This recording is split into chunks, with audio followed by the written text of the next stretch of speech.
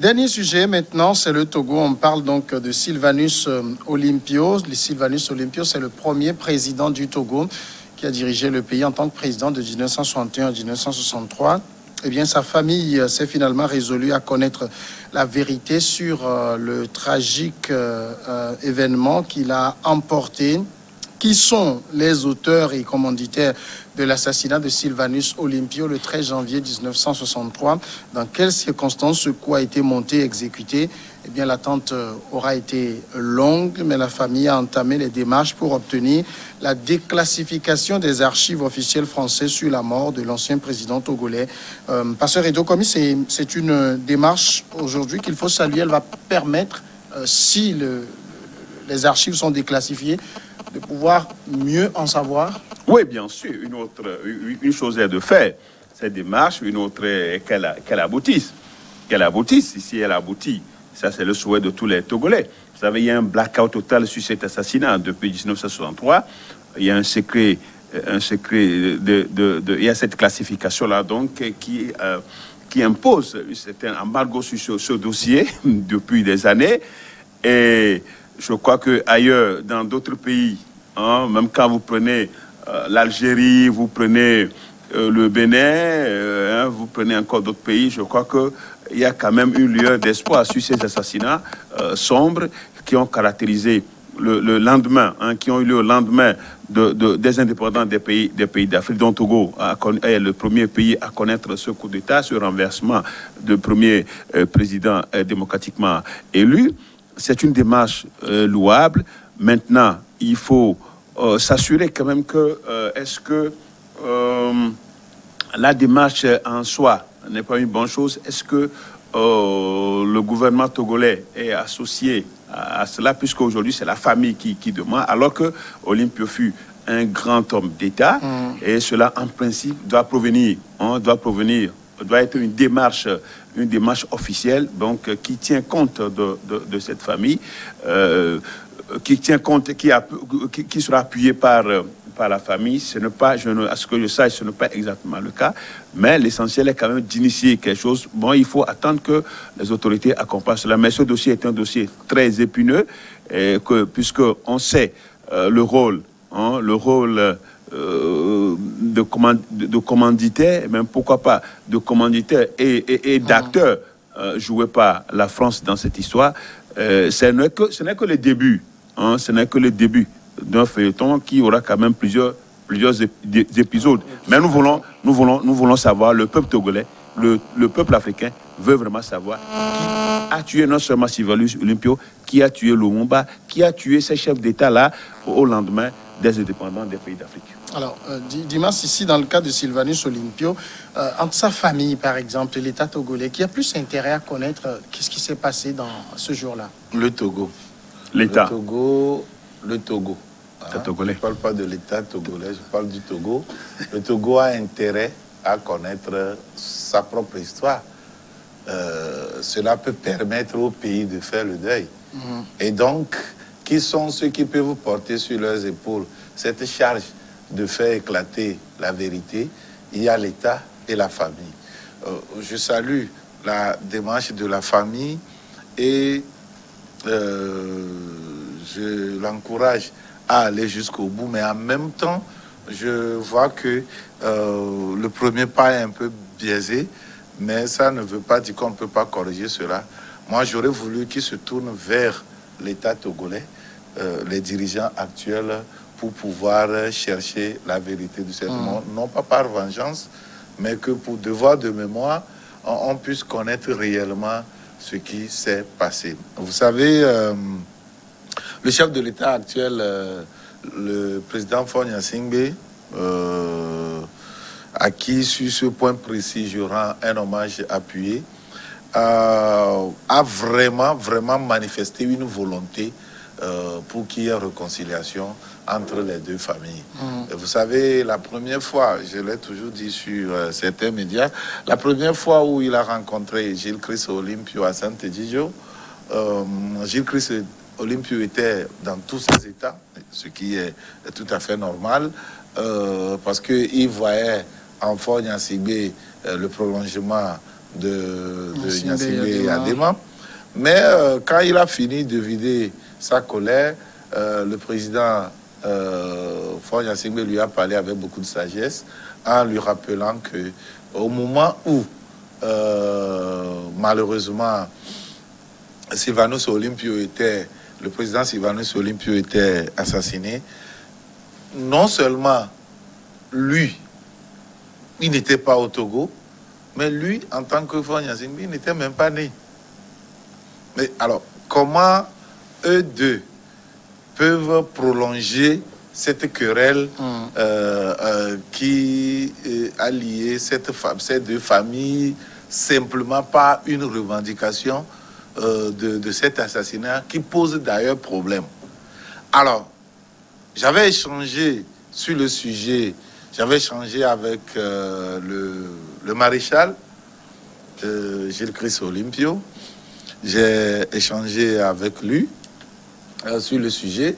Je lui ai posé clairement la question de savoir si réellement il est convaincu que c'est le général Eyadema qui avait tué son père.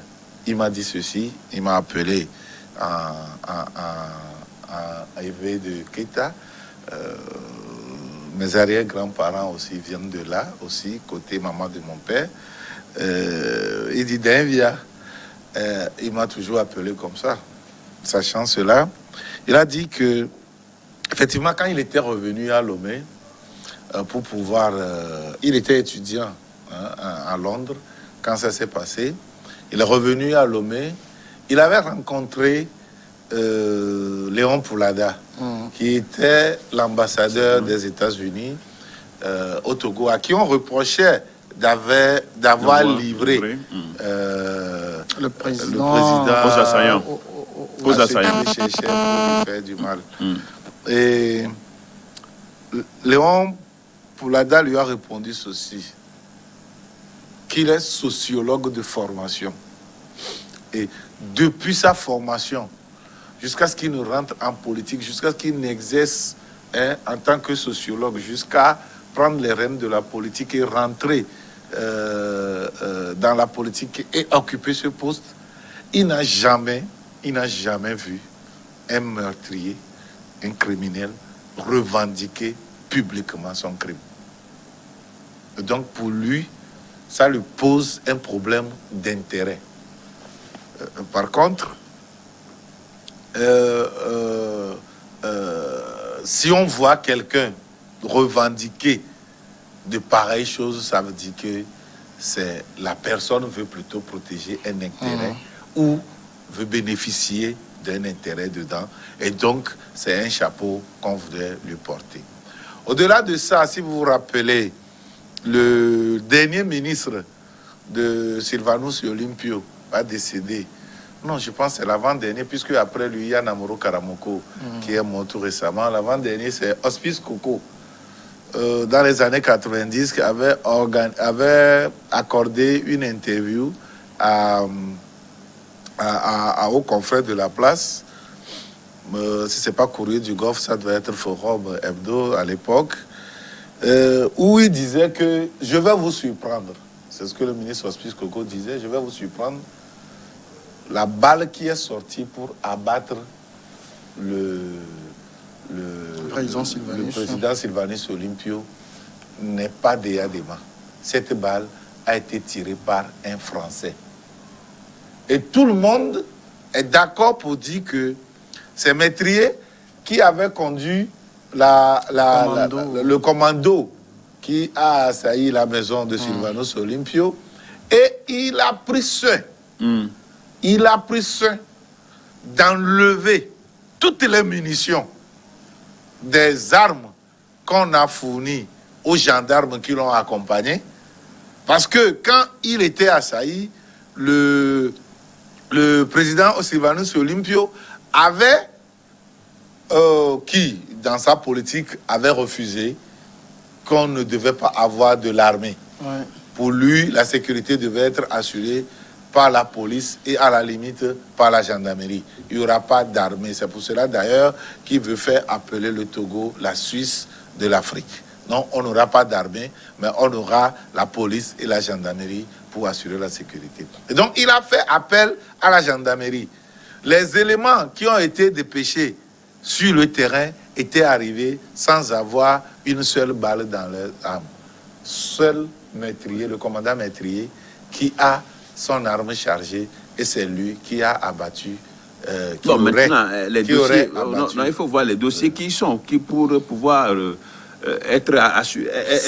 J'en viens là-bas, qui aurait abattu Sylvanus Olympio. Voilà.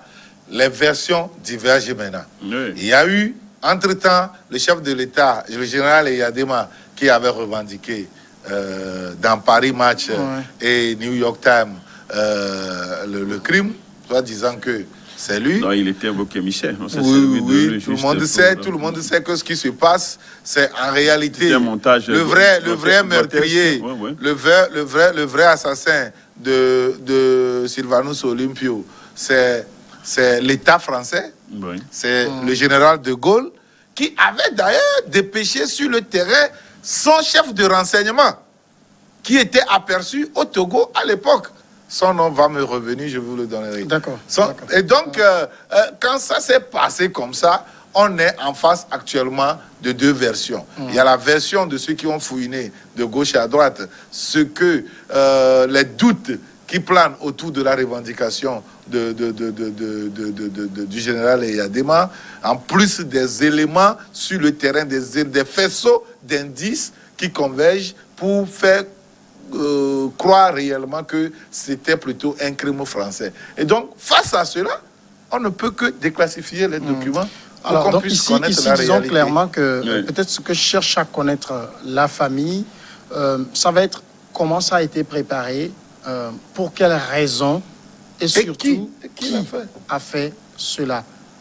Oui, non, je pense que tous ces facteurs-là concourent à cette demande, à cette sollicitation. Tous ces aspects, il faut connaître tous ces aspects, qui, comment et pour quelles raisons. Et maintenant, que faire? Vous avez tué, vous avez été meurtrier, alors quelle sera la suite? Et donc, j'en viens pour dire que il y a de quoi à lever ce secret de défense, parce que c'était un assassinat crapuleux, c'était un assassinat crapuleux d'un chef d'État, et que cette vérité-là, pour l'histoire, parce que là, il y a plusieurs versions, des versions divergent, alors que seule la France détient jusqu'au jour d'aujourd'hui le vrai motif, la vraie version. C'est la France seule qui détient ça. C'est la France seule qui détient. C'est-à-dire le vrai motif. Oui, bien sûr. Et la vraie version. Oui, bien sûr. Voilà. C'est la France seule qui détient. Et ça, je crois quand même que nous avons plus de 60 ans après, n'est-ce pas? 60 ans après, nous avons besoin de savoir, parce que c'était notre premier président. Et c'était de 63 déjà, jusqu'en 67, 68, 69, on sait comment se sont succédés une série d'assassinats des chefs d'État, des dirigeants africains. Et donc, un seul pays, une seule nation était à la base de tout ça, parce que ces chefs d'État n'allaient pas dans la direction voulue par l'ex-puissance colonisatrice qui est la France. Bon, donc, moi je dis que cette démarche-là doit être même soutenue par les organisations de la société civile et de défense des droits de l'homme. On doit soutenir cela. Maintenant, on ne connaît pas la procédure, comment est-ce que la procédure a été faite. Est-ce que c'est un courrier qui est adressé au chef de l'État français, au gouvernement français? Alors, nous voulons naturellement savoir pour pouvoir apporter notre appui à cette démarche-là qui est très noble, parce que nous continuons de pleurer. Les Togolais continuent de pleurer Sylvanus Olympio. Ce n'est pas pour l'arrêter, aujourd'hui. Et donc, peut-être qu'une consolation viendra à savoir vraiment ce qui s'est passé et pourquoi ça s'est passé, pour que l'histoire soit réécrite pour nous et pour les générations à venir. Alors, il y a quand même un coin qui s'est levé sur la participation, en tout cas directe ou pas directe, de la France dans ce crime d'État, ce crime qu'on appelle crime fondateur, c'est qu'il y a aussi de fait. Et là, les archives des États-Unis ne nient pas ça et n'ont jamais caché cela. Quand il a été attaqué, je parle de Sylvanus Olympio, dans son domicile, dans sa résidence, et qu'il a réussi à escalader le mur pour aller à l'ambassade des États-Unis, Mazoae, qui est l'ambassadeur, sur sollicitation du vice-consul Richard Stock, l'Américain, je parle de l'Américain, avait demandé expressement à ce que les États-Unis ne portent pas secours au président togolais. Avait dit que c'était une affaire togolaise, et donc il demande au vice-consul américain de ne pas se mêler, de ne pas chercher à protéger le président togolais. Et donc, à ce niveau, on peut simplement parler aussi de non-assistance à personne en danger. Justement, c'est la question que j'allais poser. Quand si les archives sont déclassifiées, donc on connaîtra le rôle de chacun.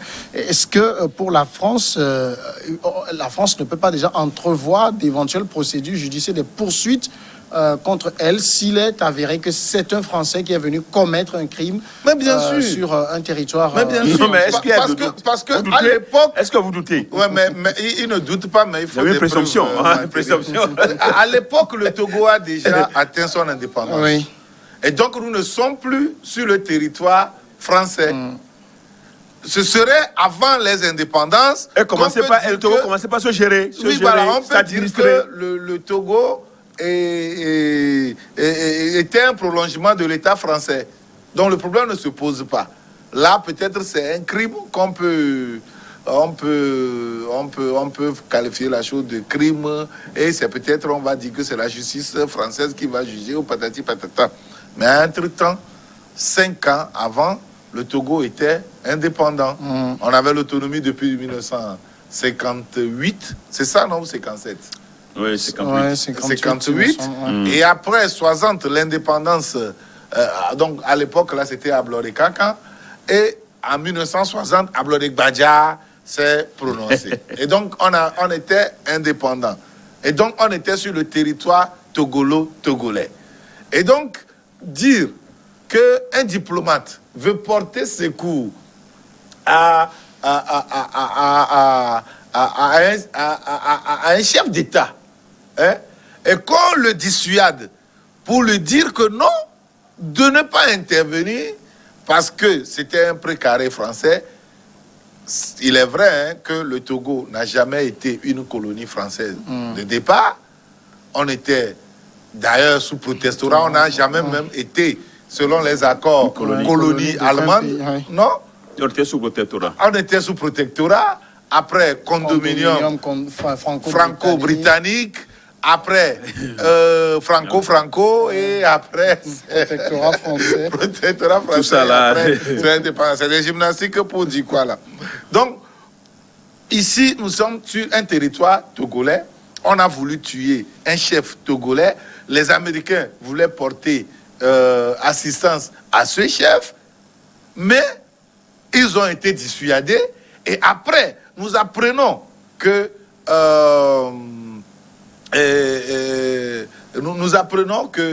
avant cela, l'État togolais s'apprêtait à frapper sa propre monnaie, à créer déjà une société financière pour pouvoir gérer cette monnaie-là, et demanderait à ce que le coût de cette monnaie soit lié à la Deutsche Mark. Et avant ça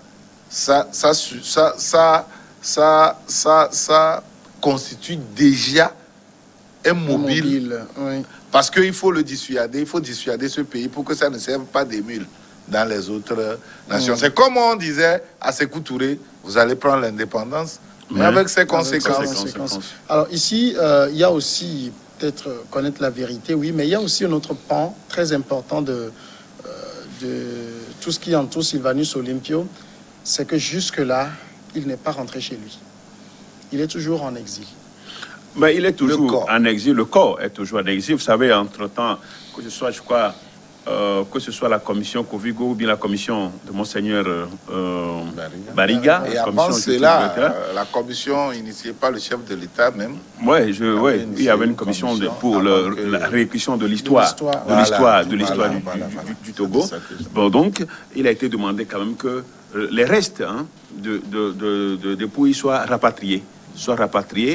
Et il y avait même une démarche, mais finalement, ce n'était pas concluant et on ne sait pas si c'était de la divergence au niveau de la divergence au niveau de la famille que le corps, c'est justement le reste du corps n'est pas toujours rapatrié. Cela a été dit, a été crié, corps a crié, on a annoncé, mais il n'y a plus de suite. Bon, donc c'était un peu ça, puisque son corps est toujours le reste, tué à Agoué, donc il fallait rapatrier ça. C'était dans le cadre de la réconciliation qui avait été initiée. Bon, donc est-ce qu'il faut réchauffer ce plat-là pour que le corps de la dépouille de notre premier président soit rapatrié? Je crois que ce serait quand même une bonne chose. Je ne peux pas dire avec exactitude ce qui n'a pas permis que la dépouille puisse rentrer au Togo jusqu'à je voudrais dire à ce sujet, puisque j'amorçais en rendant un hommage appuyé au chef de l'État actuel, Faure Gnassingbé, d'avoir entrepris un certain nombre d'actions pour apaiser les cœurs, de façon à ce que le Togo soit réconcilié avec lui-même. Parmi ces actions, il a annoncé le rapatriement des dépouilles de Sylvanus Olympio pour lui rendre... La suppression de la célébration du 13 janvier. Voilà, pour lui rendre un hommage. Et la fin de la célébration de la controversée fête du 13 janvier. Étant donné que Sylvanus Olympio était tué le 13 janvier et que le chef de l'État, le général Eyadema, n'avait pas pris le pouvoir le 13 janvier, mais plutôt le 14 avril 67. Continuez pas à fêter cette date était clairement une provocation. Cette date d'assassinat d'un compatriote, que les gens se réjouissent. Était clairement une pourquoi provocation. célébrer une session au pouvoir? Bon, à l'époque, oui, c'est quelque chose de capital. Il faut se mettre. Monsieur, voilà. encore 5 minutes. Vous avez demandé à parler du social. Rapidement. Bon, je voudrais parler un peu de... Il y a un phénomène que j'observe toujours, mais finalement j'ai voulu étaler ça ici aujourd'hui, c'est la vente de cercueils. Le fait qu'on expose les cercueils au bord de la route un peu partout. Le cercueil en soi n'est pas quelque chose de mauvais, puisque ça protège le cadavre, ça sert à protéger, à enterrer.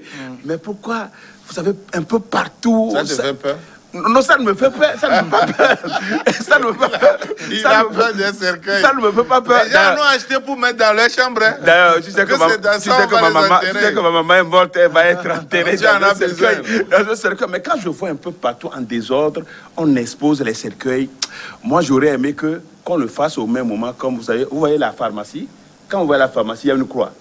Il y a une croix. Donc, pour la vente des cercueils, on fait une croix quelque part.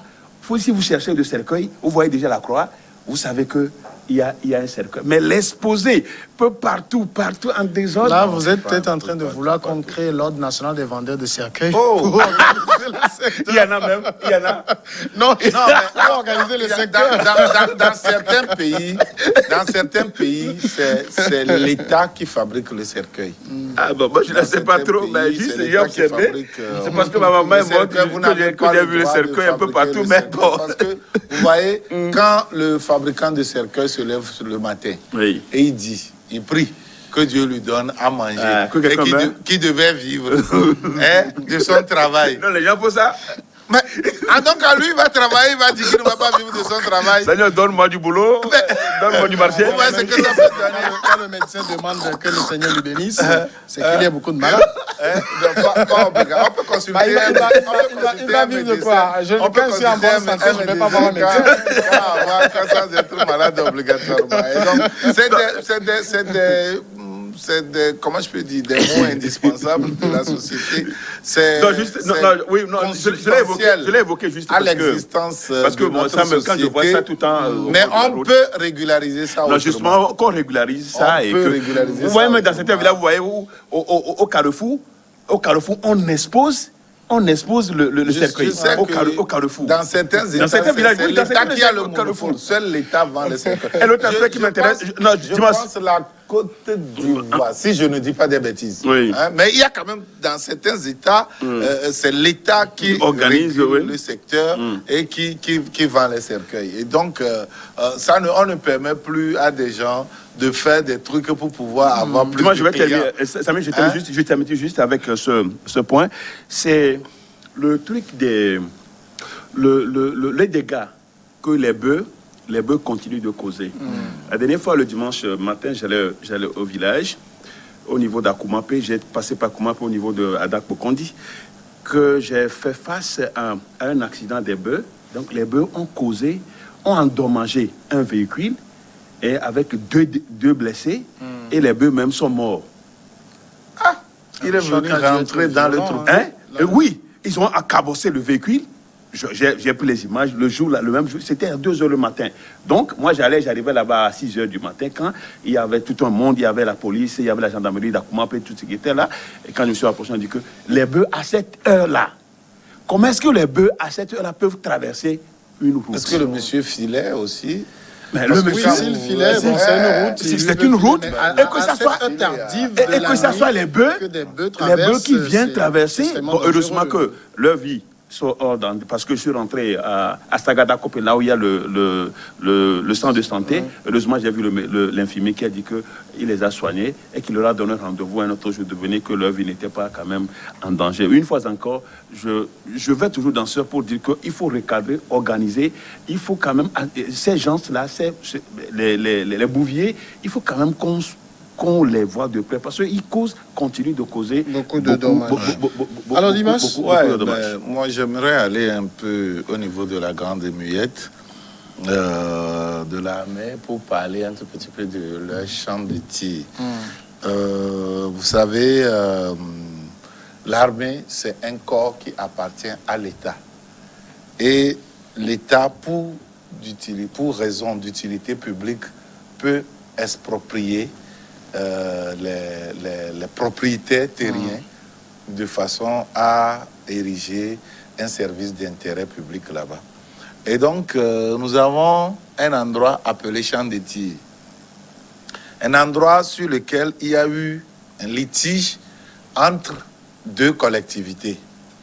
Il y a une collectivité qui a obtenu une décision de justice au niveau de la Cour suprême, ce qui veut dire que quoi? Ce qui veut dire que la décision a acquis l'autorité de la chose jugée et donc devient inattaquable.